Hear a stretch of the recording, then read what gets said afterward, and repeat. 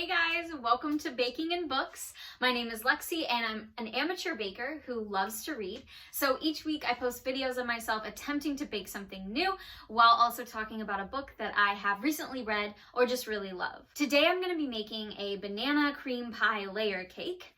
There's quite a bit to it, so I'm a little nervous because there's like 20 some steps opposed to the usual 10 or less that I have when I'm normally baking something. So, wish me luck because I think it could get a little messy. I also purposefully omitted some of the ingredients because I decided I didn't want them. So hopefully that won't come back to bite me, but we'll see. We're also going to be talking about A Time for Mercy by John Grisham.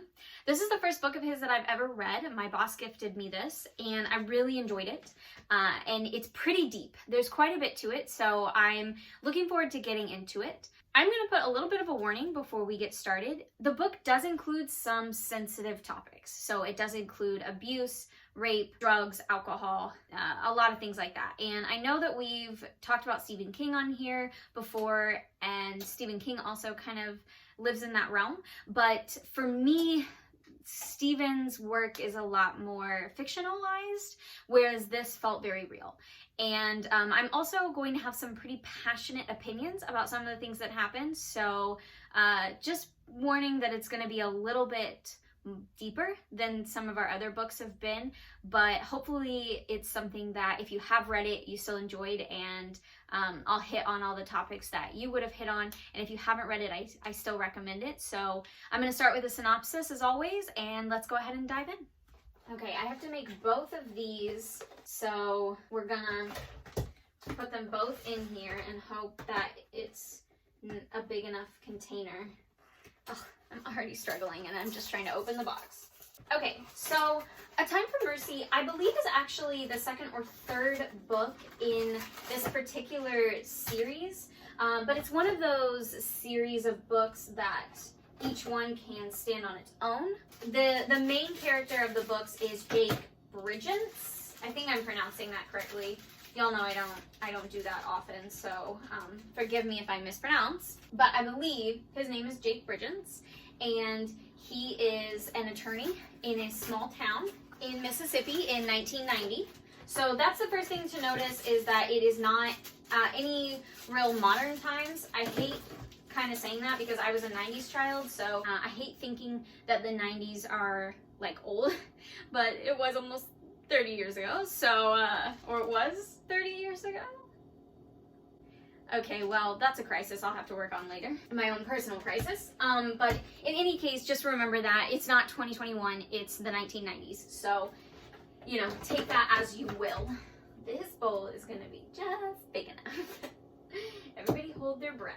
So this book is about the Gamble family, Josie and her two kids, Kiara and Drew, and they live with a well-known police officer, and his name is Stu. And so Josie and Stu are dating. I mean, it's not a great relationship, so let's not think too much into it as far as the word dating is concerned, but they are dating, and so Josie and her kids live in his house with him in this small town in Mississippi. And one night he comes home super drunk, which seems like it's pretty normal for him on the weekends, and he gets into a fight with Josie. She was trying to avoid it, but he pretty much is always ready for a fight when he's drunk, and so she gets into a fight and basically he knocks her out. The kids are hiding upstairs, and they hear him come up, but he can't get into the room because they barricaded it. And eventually he just goes and they don't hear anything for a while. They come downstairs to discover that their mother is passed out, but they believe that she is dead. They believe that he has killed her. And so they don't realize that she's still alive. They can't find a pulse. So they think that he has killed her, and now he's just like passed out in his bedroom. And they call 911, but before anybody can arrive, 16-year-old Drew, thinking that his mother is dead, goes into the bedroom and gets Stu's service revolver next to the bed and shoots him. So when the ambulance and the other cops show up, they find Stu dead in his bed with a gunshot wound to the head. Thankfully, the mother is still living and they were able to get her right to the hospital. But 14-year-old Kiera just tells the police Drew shot him. And so Drew pretty much, of course, gets taken right into custody. And Jake, remember him, I said he was the main character, he's a lawyer. He basically gets stuck with the case. It's not something he wants. He went through another trial about 5 years earlier that pretty much almost wrecked his whole career in the town. And that's a previous book. I haven't read it, but just as like a side note, this book did kind of ruin it for me. Like, I already know the outcome, but like I said, I don't think you necessarily have to read whichever book came before this. It's kind of one of those things where, yeah, certain things might get spoiled for you, but you can read them on their own. So in any case, Jake was in a really bad position about 5 years ago because he was made to take a case that he did not want to take. And it caused a lot of people to threaten his family, his wife and his daughter, and threaten him, of course, as well. And it took almost these entire 5 years for people to get over that. And there are still some people who aren't over it. So Jake is not wanting to take this case because, you know, again, they live in a small town in Mississippi. So you're talking, you know, this kid is a cop killer. And he just doesn't want that. He does not want that kind of trouble. And I can't really say that I blame him. I am gonna have to bake another one of these. I was supposed to do a third layer. I don't have a ton of batter left over to do that, but I am supposed to bake a third layer, so I will have to do that when these two get out of the oven somewhere between 25 to 30 minutes from now. But if reading my directions are correct, there's plenty to do. Let me finish up the synopsis because I'm all scatterbrained. So anyway, Drew is on trial because, you know, he shot a man, but because he shot a police officer in a small town in Mississippi, the town believes that he should get the death penalty. And Jake really doesn't want the case, but it's forced upon him, and he decides that, you know, he's got to save this kid's life. And his whole stance is, I know he's guilty, but you're asking a 16-year-old to die because he shot an abusive, drunken man who he thought had killed his mother. So it goes way deeper than that, but that's essentially the synopsis. So it was a really interesting book. I grew up in a small town as well, not in the South, but I can understand in some sense. And I do currently live in the South, so I do understand in some sense. And I know in 2021 there's a lot of hostility between the police and certain groups of people. So it definitely was a hard book to read. I do recommend it, but just know that going into it, that there was a lot going on. So I'm gonna get more into my baking. I know that I have to make like a whole whipped cream thing that goes in the middle of the layers, as well as I think icing that goes on top. So I think I have a lot to do while my cakes are baking, and so I'm gonna go ahead and dive into that. But if you don't want this book spoiled for you, then I would recommend skipping forward until it says no more spoilers, and you can just see how everything turned out. But if you've already read this or you just don't really care, then stay with me and we're gonna get in deeper into the book. Okay, well, first things first. The thing about this book that I thought was really interesting was that it started from the night of the incident, the night of the murder. It kind of just started from that whole thing. And I thought that that was a really interesting way to do it, instead of starting with Jake or starting after the incident and just kind of getting an overview. Like, we got to actually start on the night of the incident. So I thought that that was a good thing and a good way to do it, because you were kind of immersed immediately. I mean, I personally was immediately hooked because they did it that way.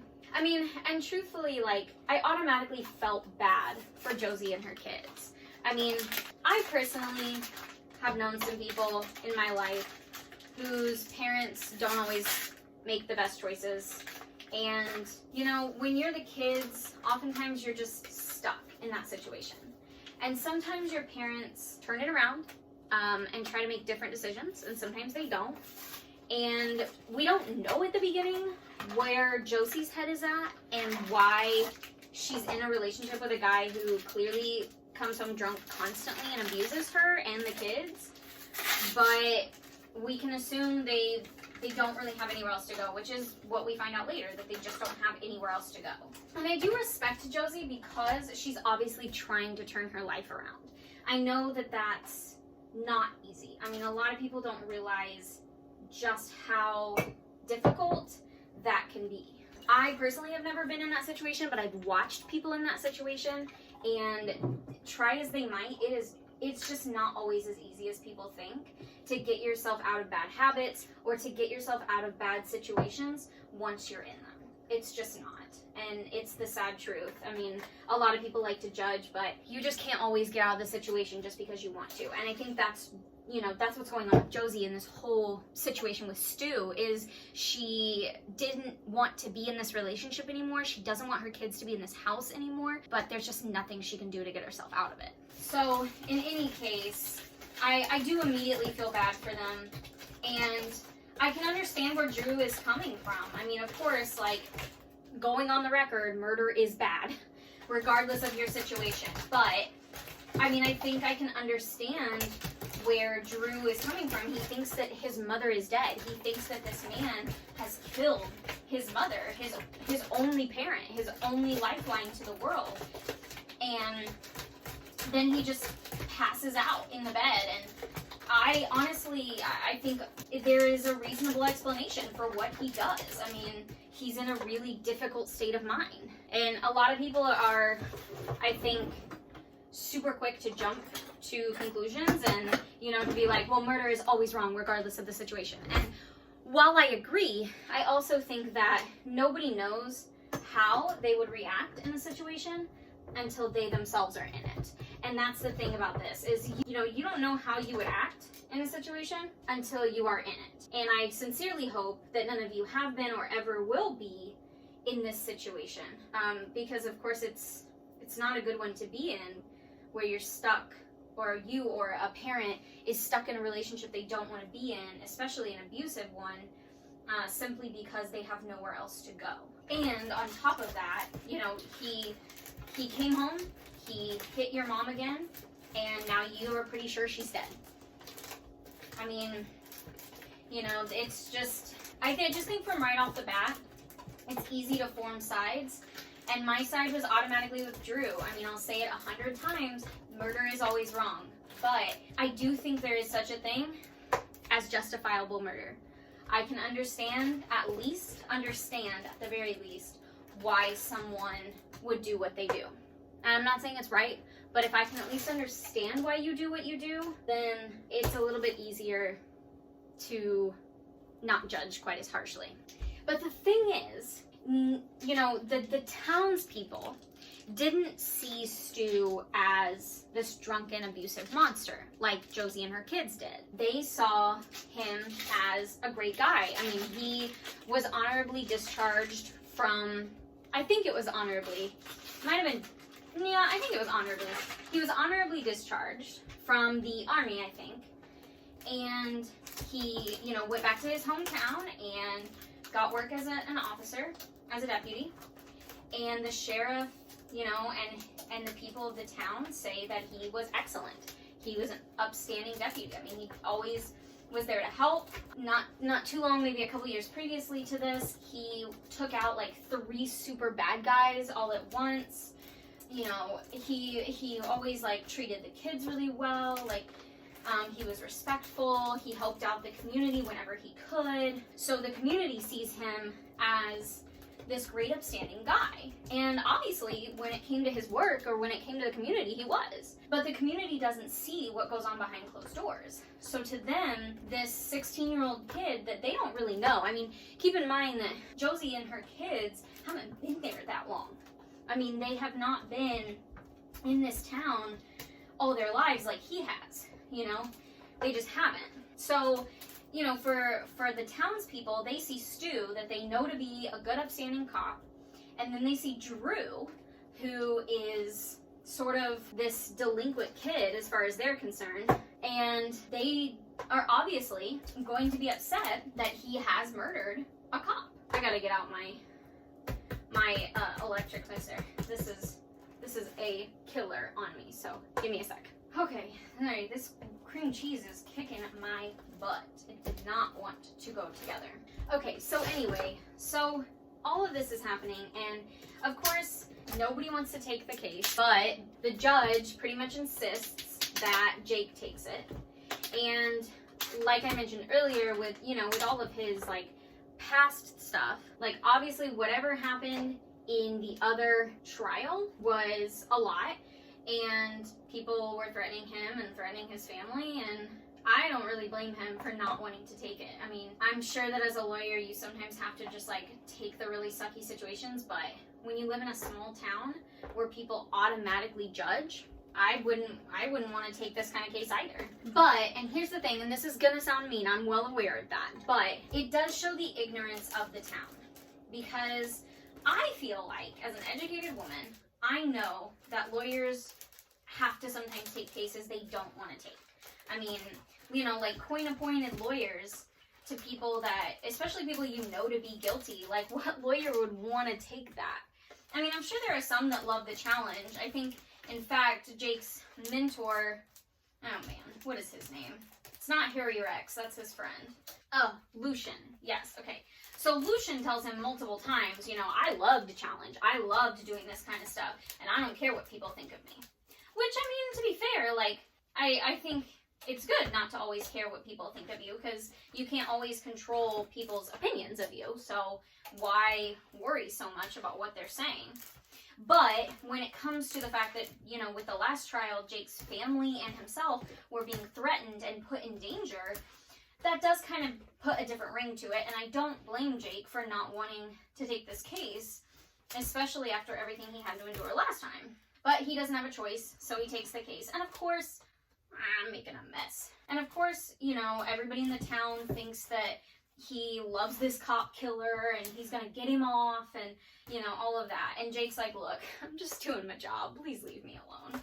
And I really do feel so bad for Jake that nobody understands that he's literally just doing his job and doing everything he can to get out of it. He doesn't want this case, but he just can't give it away. Like, the judge will not let him. And it irritates me that the people are so angry about this guy dying that they can't see the truth. Like, they've let all of their anger cloud their judgment. And I just think it's a super dangerous thing to do, and I think we still do it. People see one thing on social media about somebody and they automatically jump on the bandwagon, and automatically this person is guilty of whatever it is that they saw on social media because one person said it or one article said it, and so it must be true, and automatically people jump on the bandwagon without hearing the full story. So then things get carried away and this poor person is put on trial by media instead of an actual trial where they can have a fair outcome. But instead, everybody, regardless of their outcome, has already decided what they think the truth is. And it's really sad, and it is something that angers me because I just think as an educated adult, you need to look at the whole situation and you need to see, what is the story really saying? Like, what's this side of the story? What's this side of the story? What's the evidence? What do we know? What are we guessing about? You know, what are the cold facts? And what are things that we're just like guessing about? And then form your own opinion. And if your opinion matches everybody else's, great. If it doesn't, you end up looking like a bad guy because you don't agree with the media frenzy. So I do think it's dangerous, and I think it's exactly what these people in this town were doing. It wants me to scoop this into a piping bag. I do not have a piping bag big enough for this. I'm using sandwich baggies for my piping bags because I don't have one, it broke. So I'm just gonna set it to the side and we'll come back to it when we need it. There were definitely some parts of this book that I found unnecessary. Like, there was obviously a lot of passage of time because that's how trials work. I mean, they're not as quick as what we would think they should be, or at least what I think they should be. I would think things like this would move a lot faster, but they don't. So, but you know, a lot of time passes, and there's a lot of, I don't know, there's a lot of like just personal stuff. Like, I think there was like a whole chapter where they talked about just, you know, them getting up and getting ready and going to church and having a lazy Sunday, and I was just like, is this necessary? Like, I don't know that we need all of this. Like, it seems like an unnecessary amount of fluff. I can't necessarily think of other examples, but that's just what it was. It was fluff. I just kind of felt like there were some times where we definitely could have moved everything along a little bit faster, and for whatever reason, they chose not to. I mean, maybe they felt like it built the story more if they didn't. And by they, I mean, obviously John Grisham, who wrote the story. But, I mean, maybe that was it. Like, maybe he felt like it moved, like things moved too slowly, or there wasn't enough of stuff. Not necessarily that they moved too slowly, but maybe he felt like there wasn't enough of a story, or maybe that's because it's a series about Jake, maybe, that he felt like he had to add in like all this extra stuff. Which I guess I could see, because if you're building a series about a certain character, you want a bunch of stuff. But I just personally felt like I could have done without quite a bit of it, honestly. One of the things that I thought was interesting was that even the other, like, deputies and Ozzy, the sheriff, were really harsh with Jake. Like, obviously really against him because he took the case. And that was one of those things where I just thought it was weird, because they should be versed enough in the land of law and order and all of those things that they should know he didn't have a choice and that he's just trying to do what's best. I mean, there are a couple times that Jake gets like a little feisty with them, but if I were in his position, I probably would too, because they're kind of being jerks about it. I mean, I know it's their friend. I know that Stu was one of their own. But I don't know. I just feel like they're kind of being jerks about the whole thing unnecessarily. Okay, I'm still in the process of trying to mix my icing together. I had to put it in a different bowl because it was too small. The bowl was way too small for everything that was going on. And I made such a huge mess. I don't know how much you can see, but it's just like, oh, terrible over here. So that will be a problem. But I am going to check on my cakes. Ooh, they look really cute. Okay, they do appear to be baked, so that's good. We will let them cool, and hopefully all will be well. Okay, sorry, that took me a minute. I had to whip together this whole thing of icing, and then I had to clean because it was a hot mess. And then I very eloquently flipped this over onto this lovely little cutting board that I have. But I am supposed to have a third cake, so I'm gonna pop this in really quick while we do this. So anyway, I almost don't even remember where I was. But let's just, I mean, there is a lot of fluff in this book because of course like a case takes a long time to build and there's a lot of stuff. And so I guess like the next big thing of course is that, you know, we do get into more of the abuse that Josie and her kids went through. And we get into sort of the deeper, sadder things about that. And unfortunately, you know, this woman and her kids were quite abused for some time. And it's just the sad, hard truth of it. And, you know, I do think it makes a difference because I think that it added to why Drew felt like he had to shoot Stuart. Because not only did he think his mom was dead, but he knew that he and his sister had both been slapped around a couple of times. He knew that Stuart could wake up angry enough to kick them out of the house and cause them more trouble. And I think he just wasn't thinking clearly. I mean, anybody in that situation probably wouldn't be.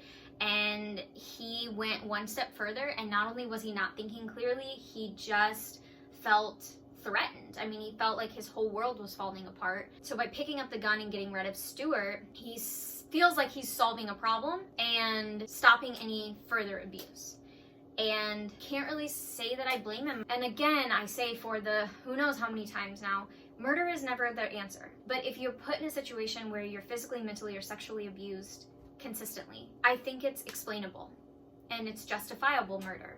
And it's not just about self-defense, it's about feeling safe, I think. I'm not sure. I've never been in that situation, and I sincerely hope that I never am. But I think that for this particular character, for Drew, it was about feeling safe. And he didn't feel safe with Stuart, and now that he thought Stuart had killed his mother, even less so. And I can't really say that I blame him for what he did. But of course, plenty of people do. I mean, the whole town is very much against him, and they want to see him dead, which I think is kind of crazy. I guess, you know, something else to argue with people on the internet about, but I am against the death penalty. I don't believe that it is our right to take others' lives.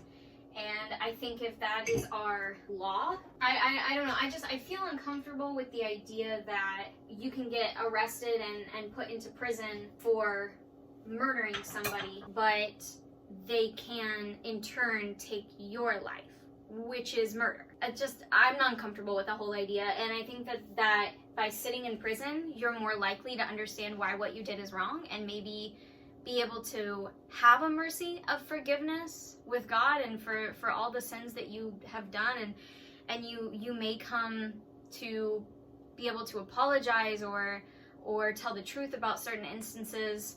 And also too, you have to think about those that are wrongly accused, that get put into prison. I mean, they have a chance to appeal, they have a chance to get out and live their life again.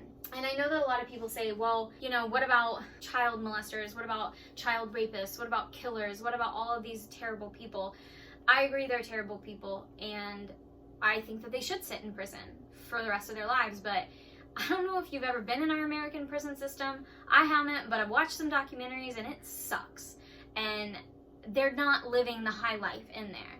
So, I mean, by killing them, you're giving them a way out. And you're just as bad as they are because you're murdering them. So, if you want to put your opinions, feel free in the comments. But I personally am against the death penalty. And I personally am very much against it in this book being used on a kid like Drew. The thing is that Drew is only 16 years old. And they say multiple times in the book that he's a very immature, very prepubescent 16-year-old. He really hasn't come into his own yet. And so many studies have shown that our brains aren't fully developed until like our mid-20s. So of course he didn't totally think through his actions. And of course he didn't totally think through the repercussions.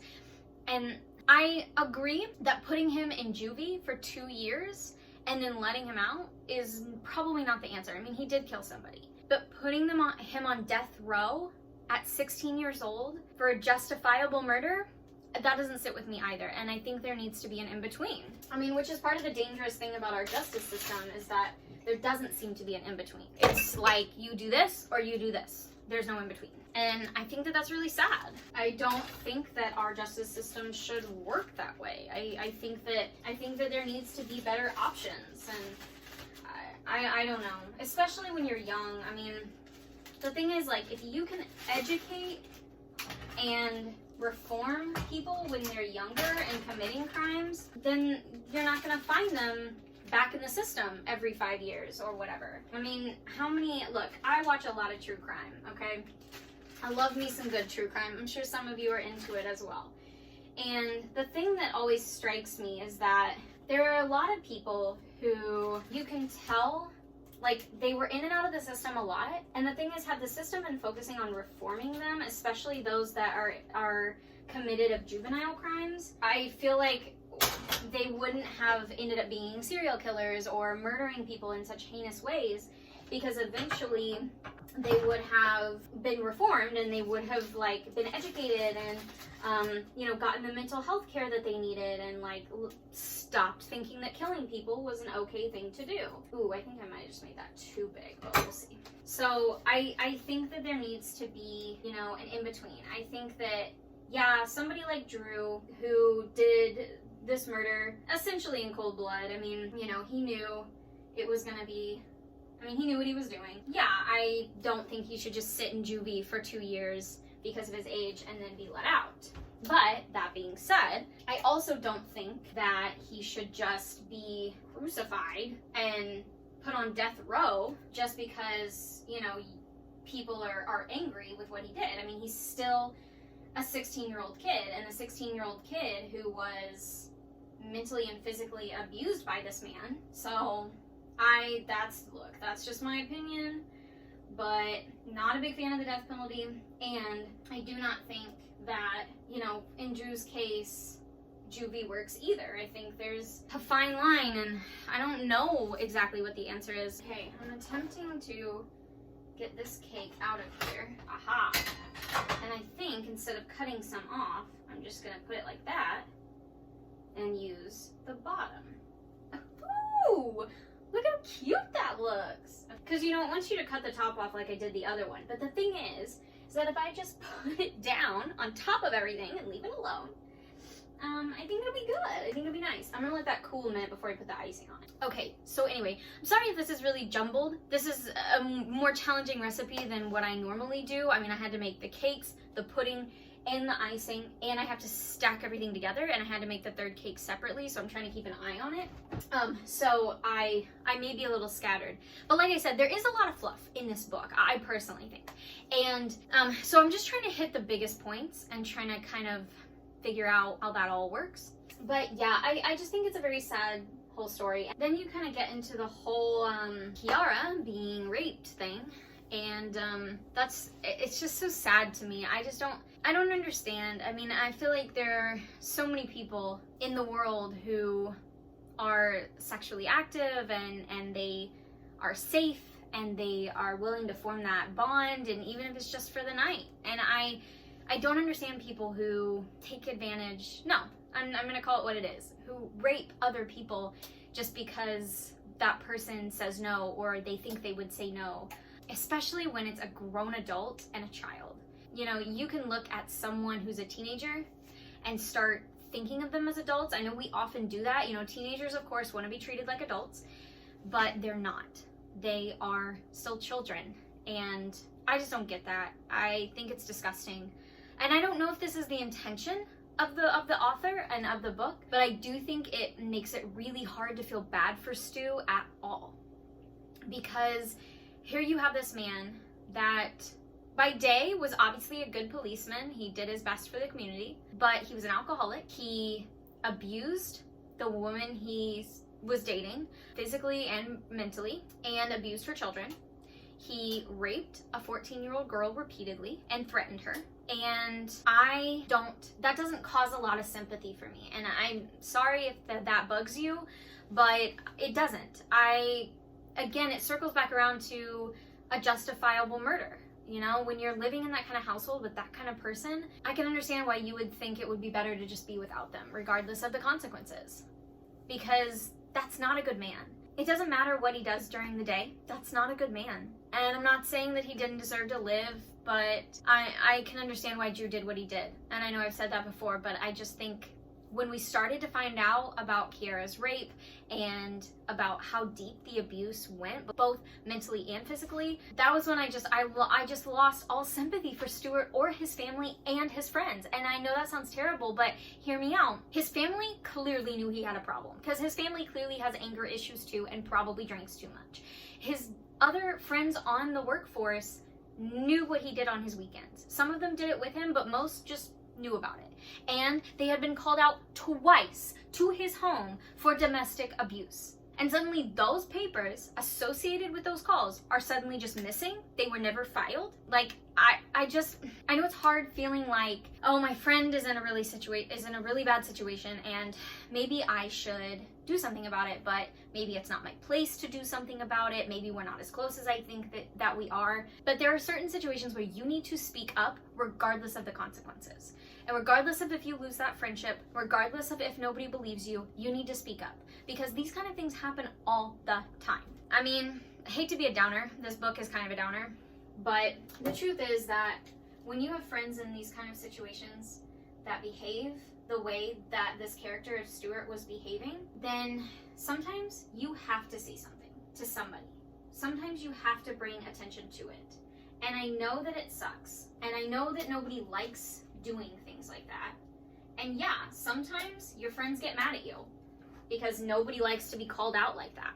But the thing about it is, if it saves them or somebody else from harm, then you have done the right thing. In this particular story, Stuart's friends and family didn't do the right thing. They let him get away with it because they didn't want to cause trouble. And quite frankly, I could go down a huge rabbit hole about how I think that the brotherhood that is formed in the military and in the police force is super dangerous for multiple reasons.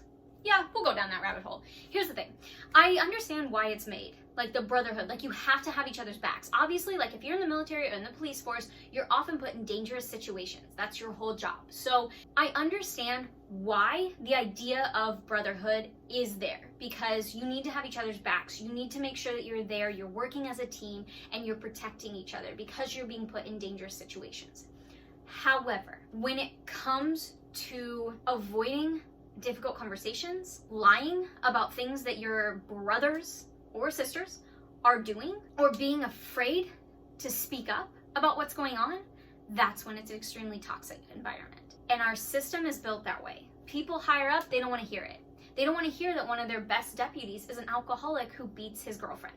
They don't want to hear that, because that means that there could be problems in the future and they don't want to have to deal with that. And the deputy comes in every day, sober, and does his job, and people love him. So what's the problem? Well, the problem is exactly a story like this, that eventually a child is being put on trial for capital murder because this man was out of line and nobody did anything about it. So, sorry if you disagree. I'm not saying that the military is bad. I'm not saying police are bad.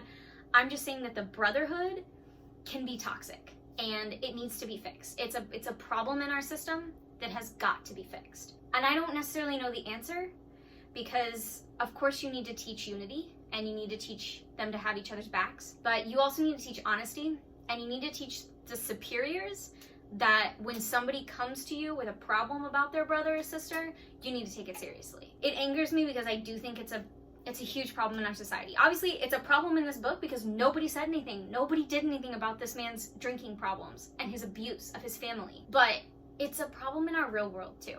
And this book was very triggering because I don't want to use that word lightly, but it was hard to read because I felt like a lot of it mimicked problems we have in our real life society, and it was hard to look at it as a fiction.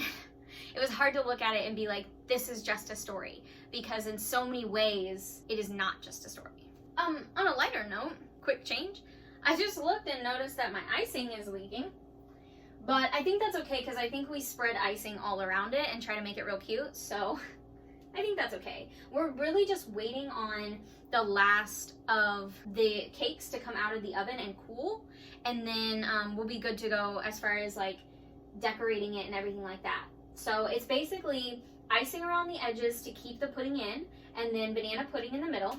I have tons of banana pudding left over, so there's no other layer. So I don't know, I guess I could have used more, but I felt like I put a pretty generous amount in there, but I don't know. So I think it's still gonna be good. It may just be a less banana pudding-y, but I felt like I put a lot in each layer, so I don't know. We'll see, I guess. Okay, this is ready to come out. Okay, so we'll let that cool and pop it on and do the decorations. So, another random thing, I don't really know why the whole settlement with the railroad company was in there. I know it was like a whole financial thing, but again, this kind of felt to me like one of those situations where if you read all of the books about Jake and his law and his firm or whatever, I feel like maybe that would make more sense. Like maybe in the next book, that's one of the big things that they tackle. I'm not really sure, but in the way that it was set up in this book, it just seemed like unnecessary. It just seemed like fluff. And it felt like if they had totally taken it out, I would not have missed it as far as the story was concerned.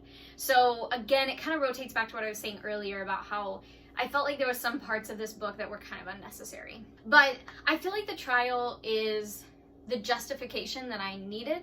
Like I felt like I got my justice in the trial because Josie, Kiara, Drew, everybody did so well in setting up the idea that Stuart Kaufman was a bad man and Drew shouldn't have done what he did, but there was a reason behind it. And I kind of love that. I felt like I got my justice because, as I just mentioned, I'm not a fan of Stuart and I understand why Drew killed him. And I felt like I needed that. I needed them to have that win. I'm not entirely sure I understand why or agree with the Jake and his family, the Bridgenses, adopting Kiara's baby. I get that they want another baby, but I wouldn't want those genes. I'm gonna be honest. Like, Kiara's a great girl. I'm sure she's very pretty, but Stuart, on the other hand, I wouldn't want those genes in my child. I would be like, no, thank you. Somebody else can deal with that. But maybe that's just me. I don't know. I just thought it was kind of odd. And I thought it was odd that essentially Drew got off. At least that's what it seemed like. I mean, I know that they were going for like, you know, a mistrial essentially because the jury couldn't decide, but felt like he just kind of got off, and I don't know. It was kind of a weird ending. It wasn't exactly where I thought it was gonna be, and it was sort of Like, okay, you got your justice in the courtroom because, again, Drew wasn't given any sort of sentence, and everybody, it went so well for them, essentially. I guess it could have gone better since they had a hung jury, but, you know, whatever. I guess that I felt better. That's all that matters. But yeah, I don't know. It wasn't exactly a clean ending. It felt kind of thrown together. Like the courtroom was the ending, but that you needed to have kind of a wrap up. So he just kind of threw in some random stuff at the end. But again, this is the first John Grisham book that I've ever read. So I'm not really sure if that's the outcome every time or what. I wasn't sure. Okay, if you went away because of spoilers, go ahead and rejoin us. The thing I will say about the book, while I'm still thinking about it, I would definitely recommend it. But just know that you are going to be walking in to talk about mental, physical, and sexual abuse, as well as rape. And it definitely triggered a lot in me. It was definitely one of those books that had me heated at a lot of moments. But I think overall I think it's called A Time for Mercy because sometimes when you're in tricky situations, there is a time for mercy. And there is a time to say, maybe it's not black and white. Maybe there's a lot of gray. And maybe I need to calm myself for a second and think about showing this person some mercy because they might deserve it. That being said, let's go to my cake. I've had a little trouble. Well, you know me. I'm not a patient person. So in order to speed some things along, I tried to dump out the last layer of cake from its pan, and it fell apart on me. So the good news is that I'm supposed to put icing all over it. So hopefully that will cover it. But basically what we did while y'all were gone is we had cake, icing that's leaking out, banana pudding, cake, icing, banana pudding, cake. So we're going to decorate it, and then I guess it's supposed to sit for like an hour in the fridge, but I don't know if we'll do that. I mean, we might, but I don't know. We'll see. I think I'm just gonna try to put some icing on it now. See what happens. I know some of you are saying to me right now, your cake is probably too hot to be putting icing on it. And you are probably right. I want the icing to look nice, but I don't have a proper icing bag, so this is becoming increasingly tricky because I'm having to use this bag. Forget it. All right, here's what we're gonna do instead. Boom, icing. Spread it around here. Spread it around. All right, yeah, this is definitely too hot. Yep. It is falling off the cake. So, okay, I think I am gonna stick it in the fridge and see what happens. Okay, so my cake was kind of a hot mess, and my kitchen was hot, and everything was just warm, and I had somewhere that I needed to be last night, so I stuck everything in the fridge, and it was like a future Lexi problem I would deal with today. So here we are dealing with it today. Since I've already wrapped up the book and everything, I didn't want you guys to have to just like sit there while I attempted to decorate this cake. So I did it, and I think I salvaged it for the most part. The top layer was crumbly and it was a hot mess, but I had plenty of icing, so I put as much icing on there. I had, my knife trying to make it smooth. I think I did everything I can, and thankfully I had vanilla wafers as well that I could put on there and hopefully salvage some of it. So here she is. I can try to bring it a little bit closer. It's pretty heavy. Cakes are heavy. But you can see, look at some of my mess. You can see right there through the icing. But I tried to, oh, that's awful. I tried to save it with the vanilla wafers and some caramel on top. I'm not a huge fan of caramel, so I didn't put too much, but I'm sure you can put more if that's something that you're super into. So now I'm going to cut into it and see how it turned out. I think I'm supposed to stick it back in the fridge and let the icing harden again. Truth be told, I'm not a huge fan of normal icing. I prefer whipped cream icing. So I decided to not do that because I don't really care if it's hardened or not. Okay, oh gosh, this is a huge piece of cake, which I guess is what happens when you make a layer cake. It's huge. I love vanilla wafers. Now we can get a better look at the inside. I think that this layer right here definitely turned out a lot better than this layer down here. There is another layer. It's just really hard to see. Honestly, I think it's because they made me cut the top off because they wanted it to be like smooth and level. and this one I didn't. So I feel like it's a lot easier to see the layers. I don't even know where to dive in at. So I'm just gonna dive in right here, try to get some cake and some icing and banana pudding all in one bite. That is a banana cake. And that was definitely a banana cake. Wow. I actually think I had too many packets of banana jello in my mix. And I actually would have kind of preferred, I mean, I love banana things, trust me. But I think I would have gone for a little less banana pudding in the middle. So you could get the cake, the icing, and the pudding all in one bite. When you bite from one of the areas that's the layer, it's very aggressively banana pudding. Which is not a bad thing, just it's a little aggressive. And it's huge. I think everybody I work with is definitely getting a piece of this cake because, wow. Okay, well, I would definitely call this a success. Was it a decorating success? No. And I definitely need to work on my skills as far as decoration is concerned. And we all know that I need to work on my patience. If I would have let everything really cool properly and then put it all together, I think I would have had a lot more luck as far as decoration is concerned, because it would have been a lot easier to get the icing spread out smoothly, and my top cake would not have crumbled away like it did. But that being said, it does taste really good, and I'm happy with that. And I think I salvaged what I could decoration-wise, so that's a plus. I would definitely recommend reading this book. You just kind of have to know going into it that it does get into some pretty heavy stuff. It was easy for me to forget that this was a work of fiction. There was just a lot of stuff that I felt like tied to real life, or the, you know, things that go on in our country. And so I definitely felt like it really pulled me in. I felt like I was right there with those characters and going through this whole trial. Be aware that it might make you feel all of those things, but it was a really good book. And I think I will read some more from John Grisham and Jake Bridgent's the series, the character series as well, because I really enjoyed the world, and I really enjoyed that it pulled me in. I mean, any book that can just totally pull me in and hook me from beginning to end, I think is a great book. If you can, shop local or rent from your local library if you're not going to buy. This was a gift, but I always try to shop local if I can. It's not always easy, especially right now, but if you can, shop local or just rent it from your library. I really appreciate you guys hanging out with me today. And yesterday, I guess. Really was yesterday, but whatever. You'll all see it in one video. So I appreciate you guys hanging out with me. If you have any book recommendations or baking recommendations, leave them in the comments. I'm always looking for new books and new recipes. If you had fun today and you haven't already, you can like the video or subscribe, because I try to do this every week and it is always this much of a hot mess.